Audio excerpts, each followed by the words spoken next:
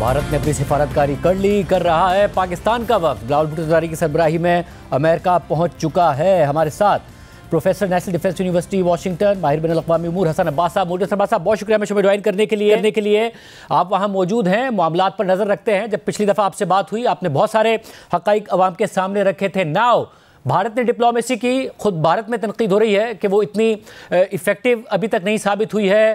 Trump चुप खामोश नहीं हो रहे हैं, मोदी पर तनकीद हो रही है। पाकिस्तान का वफ्द वहाँ पहुँचता है, क्या हालात व वाक़यात हैं, क्या आप एक नैरेटिव बनता देख रहे हैं? जी बहुत शुक्रिया। बिल्कुल, नैरेटिव तो तकरीबन बन चुका है इस मौजू के ऊपर, और वो क्योंकि इंडिया ने शुरू में कुछ हक़ाइक़ को छुपाने की कोशिश की, जिसकी वजह से एक इम्प्रेशन अच्छा नहीं उनका बन सका। जैसे हम अक्सर कहते हैं, first impression is the last impression. बाज़ दफ़ा बाज़ मौज़ूआत के ऊपर तो इंडिया इस वक्त आप कह लें कि डिफेंसिव प्ले कर रहा है। They are on the receiving end. एक तो ये बात है।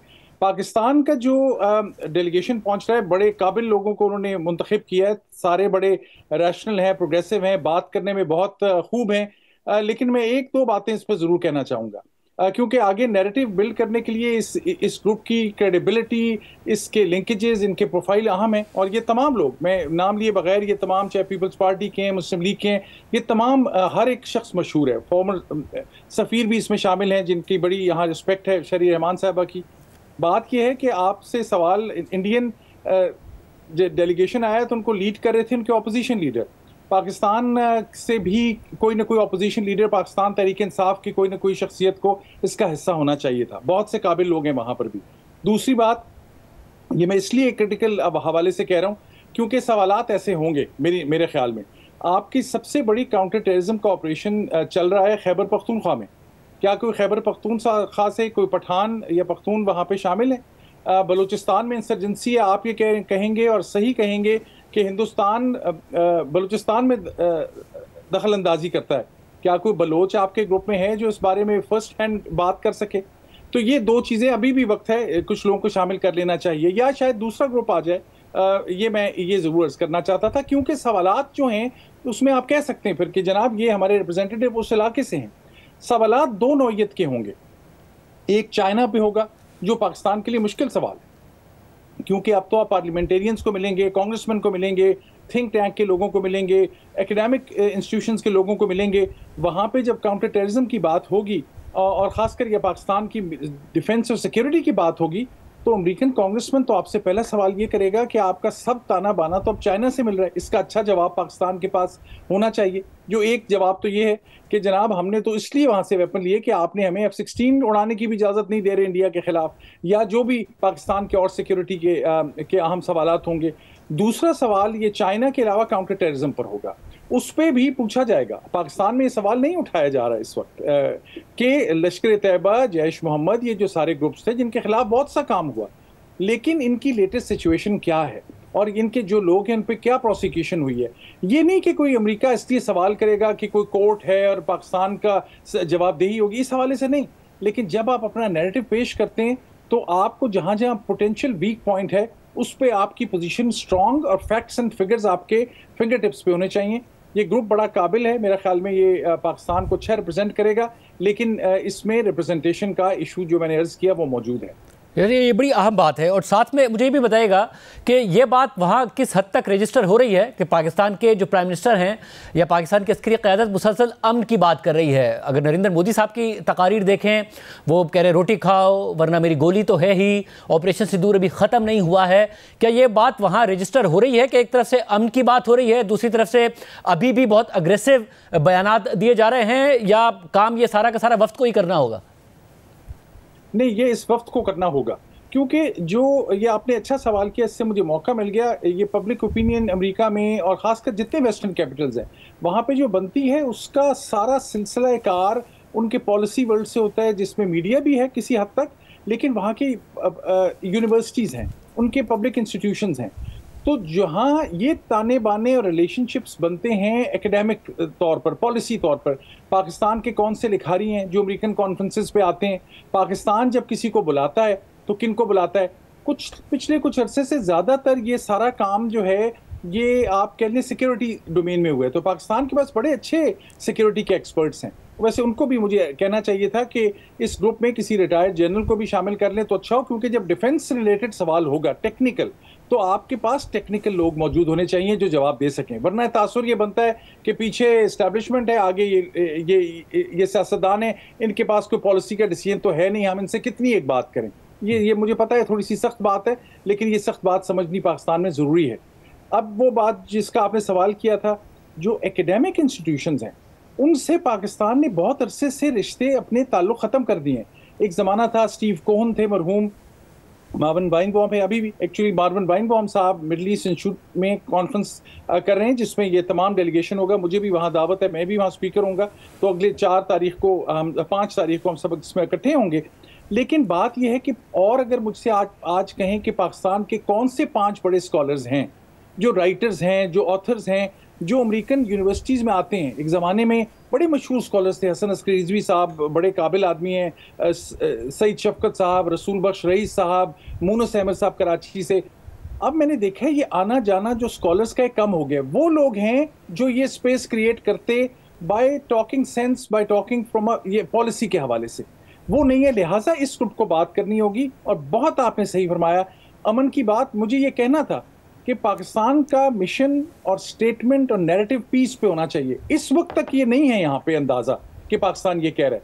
लिहाजा इस ग्रुप को अपना प्राइम जो फोकस है वो ना सिर्फ ये कि पीस, वो उनको चाहिए उनके पास बिल्कुल सफ़े पे लिखी हुई 4 बातें हों जो उनको वो कहें कि जनाब ये डी एस्केलेशन हम करेंगे, हम पीस इनिशिएटिव पे ये कॉम्प्रोमाइज़ करने को तैयार हैं, हम पीस के लिए रिस्ट्रेंट हमने ऑलरेडी किया है। पाकिस्तान की स्ट्रेंथ ये है कि पाकिस्तान ने पहले दिन कहा था कि आप इंडिपेंडेंट इन्वेस्टिगेशन करें। वो नाम लेकर आए पाकिस्तान को चाहिए 5 लोगों के, टॉप पुलिस ऑफिसर्स के, रिटायर्ड सिक्योरिटी जर्नलों के, जिनके भी जो इस बारे में अहमियत रखते हैं कि जनाब ये 5 लोग हैं। आज आप इंडिया भी 5 स्कॉलर लाए या 5 लॉ इन्फोर्समेंट के लोग लाए, हम ये कमीशन बनाते हैं। फिर आप कहें डी एस्केलेशन में आप क्या क्या करेंगे, न्यूक्लियर इशू पे क्या करेंगे, बाकी डी एस्केलेशन पे क्या करेंगे। ये प्रपोजल्स रेडी हों तो मीडिया यहाँ पर और थिंक टैंक्स दौड़ेंगे इस ग्रुप की तरफ। और ये काम इंडिया नहीं कर सका ऐसे। इंडिया ने ज़्यादा फोकस ये रखा कि सीटी पे था, 4 तस्वीरें दिखाई और 6 बातें की। उनकी डिपेंडेंस थी बहुत ज़्यादा, जो उनके 1-2 अच्छे स्पीकर्स हैं, मेरा ख्याल है वो इम्पैक्ट नहीं क्रिएट कर सके। लेकिन इंडिया के ओवरऑल नैरेटिव और इंडिया के नैरेटिव की स्ट्रेंथ बहुत है। अमेरिका की जो पॉलिसी वर्ल्ड है, ये आखिरी बात इस ज़मन में मैं ये कहूँगा कि जो सदर ट्रंप बार बार कह रहे हैं वो अभी अमेरिका की पॉलिसी में इम्प्लीमेंट या इंटरनलाइज नहीं हुआ। अमेरिका के जो अहम इदारे हैं वहाँ पे इंडिया के साथ रवाबित बहुत अच्छे हैं। और अभी आपने शंग्रीला डायलॉग में भी देखा, अमेरिकन सेक्रेटरी डिफेंस ने भी कहा कि वो मुसलसल राब्ते में है और डिफेंस के बहुत से प्रोजेक्ट्स हैं जो इंडिया के साथ हो रहे हैं। कहने का मकसद ये है कि ये एक लॉन्ग नैरेटिव है, इसमें न सिर्फ के पीस की बात होनी चाहिए और पाकिस्तान को बड़ा फोकस्ड होना चाहिए। हर महाज पे लड़ाई करने की ज़रूरत नहीं है, हर महाज पे एक नई बात, एक टिट फॉर टैट करने की ज़रूरत नहीं है। पाकिस्तान अपना नैरेटिव क्या लेकर आ रहा है, what is unique about Pakistan जो अमेरिका के लिए और वेस्ट के लिए अहम है। इस बारे में अगर आपका इंटरेस्ट हुआ तो और बात भी करें। वैसे मुझे ये भी बताइएगा कि अब ज़रा ट्रंप जो हैं वो जो बात कर रहे हैं पाकिस्तान और इंडिया की साथ कर रहे हैं, और इंडिया को ये बात पसंद नहीं आ रही है कि एक साथ बात की जाए।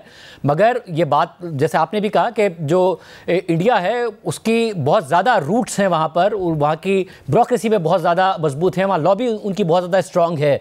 तो ये जो, और ज़ाहिर इंडिया एक बड़ा स्ट्रेटेजिक इत्तेहादी है अमेरिका का, ये एक शॉर्ट विंडो है जो ट्रंप बार बार बात दोनों की साथ कर रहे हैं, दोनों से ट्रेड की बात कर रहे हैं, टैरिफ्स के लिए इसको एक जो मुआहदा हुआ पाकिस्तान और इंडिया के दरमियान उसको ट्रॉफी के तौर पर यूज़ कर रहे हैं। ये एक शॉर्ट विंडो है या ये एक्सपैंड हो सकती है और पाकिस्तान इसका फ़ायदा उठा सकता है?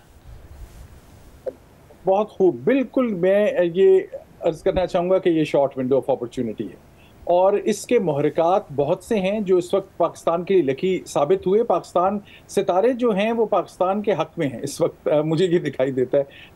Pakistan has been very lucky, militarily भी उसमें काबिलियत भी थी, ज़ाहिर बात है, जहानत भी थी, पिछले प्रोग्राम में ये बात हुई थी। लेकिन ये विंडो ऑफ अपॉर्चुनिटी में पाकिस्तान को ये सोचना होगा।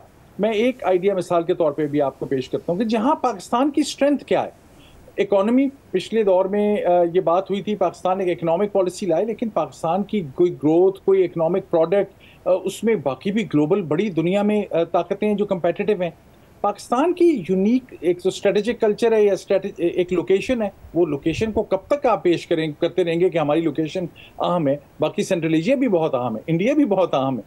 मेरा ख्याल में पाकिस्तान को अपनी जो उसकी यूनिक ब्रिज बिल्डिंग की कैपेसिटी है between the east and west, वो पेश करनी चाहिए। मैं लोगों को मिसाल देता हूं कि पाकिस्तान को तो टूरिज्म में के हवाले से स्पिरिचुअल टूरिज्म की बात करते हैं एक लम्हे के लिए, क्योंकि Kartarpur was the big initiative. वो करतारपुर पे जो पाकिस्तान ने काम किया, जो रिलीजियस टूरिज्म है, वो बड़ी अहम है। दुनिया में आप कहीं भी जाएं, आप किसी किताब की दुकान पे चले जाएं, आपको जलालुद्दीन रूमी पे किताब मिलेगी। सबसे बड़े फकीर, सबसे बड़े सूफी थे।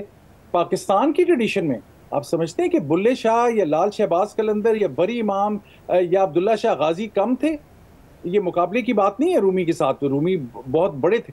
मैं ये अर्ज कर रहा हूँ कि पाकिस्तान की जो यूनिकनेस है, उसकी इंडस वैली सिविलाइजेशन है, वो उसकी लॉन्ग सिविलाइजेशन है जो बुद्धिज्म के साथ भी लिंक्ड है, हिंदुइज्म के साथ भी, और फिर इस्लाम तो उसमें एक नया निखार लेकर आया उस सिविलाइजेशन में।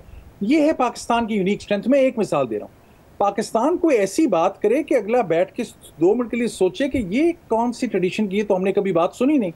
ये लार्जर लॉन्ग टर्म पाकिस्तान को अपना नैरेटिव लाना होगा, जिससे दुनिया इंटरेस्ट भी लेगी, और उस पर फिर बाकी चीज़, सिर्फ सिक्योरिटी पे जो है पाकिस्तान के लॉन्ग टर्म इंटरेस्ट सर्व नहीं होंगे। मतलब यानी ये भी बड़ा ज़्यादा बेहतर होगा कि पाकिस्तान प्रेजेंट करे फिर अपना ये केस कि जी हमने तो करतारपुर भी खोला हुआ है, वहाँ से भारत नहीं आने दे रहा है। हम तो रिलीजियस अगर टूरिज्म है उसमें अगर वहाँ से हिंदू भी आना चाहते हैं उनके लिए भी हमने खोला हुआ है। ये भारत ने हमारे लिए अगर कुछ बंद किया या वहाँ से लोगों को नहीं आने दे रहा है, पाकिस्तान अपना सॉफ्ट इमेज ही प्रेजेंट करे। एग्जैक्टली। अभी बड़ी अच्छी न्यूज़ स्टोरी कल आई, पाकिस्तानी बड़े अच्छे जर्नलिस्ट हैं कराची से, ज़ियाउर रहमान, उनकी न्यूयॉर्क टाइम्स में स्टोरी आई है हिंदू फेस्टिवल के बारे में कि पाकिस्तान में एक हिंदू फेस्टिवल हो रहा है, मुझे भूल रहा है किस जगह पे, वहाँ पे लोग सैकड़ों मील दूर से चल के वहाँ जा रहे हैं और वो सब बड़ी खुशी से जा रहे हैं। ये अपनी डाइवर्सिटी और इसकी स्ट्रेंथ को जाहिर करना, क्योंकि ग्लोबल वॉर ऑन टेरर के बाद से और अफगान जिहाद जो 80s का था, पाकिस्तान का एक टोटल इमेज, मैं माजरत के साथ उसको एक सिक्योरिटी और नेगेटिविटी और टेररिज्म के हवाले से, उस पूरे नैरेटिव को तब्दील करने के लिए पाकिस्तान में कोई नई चीज़ क्रिएट नहीं करनी, वो चीज़ मौजूद है, उसको सामने पेश करना है। जो मुझे याद है, अभी भी आबदा परवीन तशरीफ लाई थी कुछ अर्से पहले न्यूयॉर्क में, मलिया लोधी साहिबा तब सफ़ीर थी, वो न्यूयॉर्क के मेन हाईवे रैमगन की मेन स्ट्रीट पे, वो न्यूयॉर्क का पूरा इलाका बंद था उनकी उस कवाली और उस खूबसूरत म्यूजिक से। ये पाकिस्तान की जो सॉफ्ट इमेज है, कल्चरल, म्यूजिक, आर्ट, ड्रामा, ये सफ़ीर है पाकिस्तान के। और उसमें पाकिस्तान को अगेन ये नहीं है कि कोई 10 साल लगेंगे, ये चीज़ें मौजूद हैं, लेकिन आपको अपनी एक ओवरऑल नैरेटिव को, मैं सिक्योरिटी, मैं तो खुद सिक्योरिटी का प्रोफेसर हूँ, मैं अपने सब्जेक्ट के खिलाफ की बात कर रहा हूँ, लेकिन मैं इसलिए कर रहा हूँ कि ये एक पिलर है पाकिस्तान का, पाकिस्तान की सिक्योरिटी की स्ट्रेंथ और पाकिस्तान की सिक्योरिटी की कामयाबी। ये जो बुनियाद खड़ी है, इसके जो बाकी 3 पिलर्स हैं, अगर स्ट्रेंथन होना है तो वो 3 पिलर्स हैं, एक आर्ट एंड कल्चर है, एक एजुकेशन है, एक सिविलाइजेशन है, मिस्टिकल सिविलाइजेशन है, डाइवर्सिटी की सिविलाइजेशन है। हाँ, वहाँ पे आप लोगों को कहें कि यहाँ पे ये लश्कर मौजूद था फर्ज करें, और लश्कर ने या फलां जैश ने बड़ा गलत काम किया, यहाँ पे बाकी भी जाके देखें कि यहाँ पे सूफिया की दरगाहों में या बाकी जो प्रोग्रेसिव सोच है इस्लाम की, अभी भी अमेरिका में जिसने पॉलिटिकल इस्लाम पे कोई क्लास पढ़नी होती है, उसको पहली टेक्स्ट बुक आप हैरान होकर पढ़ाई जाती है फजलुर रहमान साहब की। एक पाकिस्तान के स्कॉलर थे, 60-70 की दिहाई में आए थे, वो टेक्स्ट बुक है। पाकिस्तान के स्कॉलर्स के कामों को प्रमोट किया जाना चाहिए। ये पाकिस्तान की जो बाज़ दफ़ा लॉबिंग फर्म्स को पैसे दे देते हैं, अब ये बात कंट्रोवर्शियल हो जाएगी, मेरे ख्याल है 5 लॉबिंग फर्म्स काम कर रही हैं पाकिस्तान के लिए इस वक्त, वो तो ये पब्लिक नॉलेज होती है तो हम सबको पता है। वो जो लॉबिंग के पैसे हैं वो यूनिवर्सिटीज़ में, कायदे आज़म चेयर, ये हामिद मीर साहब से बात हुई थी एक प्रोग्राम में मेरे लिए सबसे ज़िंदगी के ऑनर की बात आप पूछें तो वो ये थी कि मैं कोलंबिया यूनिवर्सिटी में कायदे आज़म चेयर था पाकिस्तान का। वो चेयर जिस दिन से मैं आया 2011, आज 14 साल हो गए वो चेयर खाली है, क्योंकि पाकिस्तान की स्टेट लड़ रही है कोलंबिया यूनिवर्सिटी से, पोजीशन बहाल नहीं हो रही। इंडिया की उसी कोलंबिया यूनिवर्सिटी में 9 चेयर्स हैं। अब आप इससे सोच लें कि एकेडमिक स्कॉलरशिप में, रिलेशनशिप में, सॉफ्ट पावर में पाकिस्तान के हर साल स्कॉलर्स आते, वो वापस जाते, उनके ताल्लुकात होते, वो वापस जाके भी पढ़ाते। ये शोबा है जो मैं समझता हूँ, इसको लिंक करते हुए आपके पहले सवाल से, कि जो डेलीगेशन आ रहा है, इनको चाहिए कि ये कोलंबिया यूनिवर्सिटी भी जाएं। मैं भी इनको मिलूंगा तो कहूंगा कि एक दिन आप न्यूयॉर्क में हैं, यूएन के सेक्रेटरी जनरल को मिल रहे हैं, खूब कोलंबिया यूनिवर्सिटी जाएं, उनके प्रेसिडेंट को कहें कि जनाब खुदारा ये क्यों चेयर बंद है, आप बताएं आपको हमने कितने पैसे देने हैं और ये क्या इशू है, और वो पाकिस्तान की चेयर बहाल करा के आए। ये आपकी भी, जियो की भी, आप लोगों की बड़ी कंट्रीब्यूशन होगी अगर आप इसको पुश करें। वैसे ये बड़ी अहम बात है। और ज़ाहिर बिलावल भुट्टो जरदारी साबिक वज़ीर ख़ारजा हैं, हिना रब्बानी खर हैं, साबिक सुफरा इसमें मौजूद हैं, फॉरेन सेक्रेटरी मौजूद हैं, और आप जिक्र कर रहे हैं जो बलूचिस्तान में हिंगलाज में माता यात्रा हो रही है उसका भी आपने जिक्र किया कि ये सारा पाकिस्तान का सॉफ्ट इमेज रखा जाए। नाउ G7 समिट में मोदी साहब को नहीं बुलाया गया है कनाडा में, और गुज़िश्ता 5 बरस से मुसलसल वो जा रहे थे। भारत में इस हवाले से तनकीद हो रही है। अब ज़रा कनाडा के साथ उनके सिफारती तनाज़ात खड़े हुए, कहीं ना कहीं जो एक एरोगेंस भारत की तरफ से दिखाई गई और इतना ओवर स्ट्रेच किया गया अपने पावर को कि कनाडा में भी लोगों को टारगेट करना, अमेरिका में भी, वो नुकसान पहुंचा रहा है, सख्त नुकसान पहुंचा रहा है। ये इंडिया के ऊपर टेररिज्म का चार्ज है, और ये कोई मेरा चॉइस ऑफ वर्ड मेरी नहीं है, ये कनाडा की हुकूमत ने कहा है, उन्होंने केस किया है।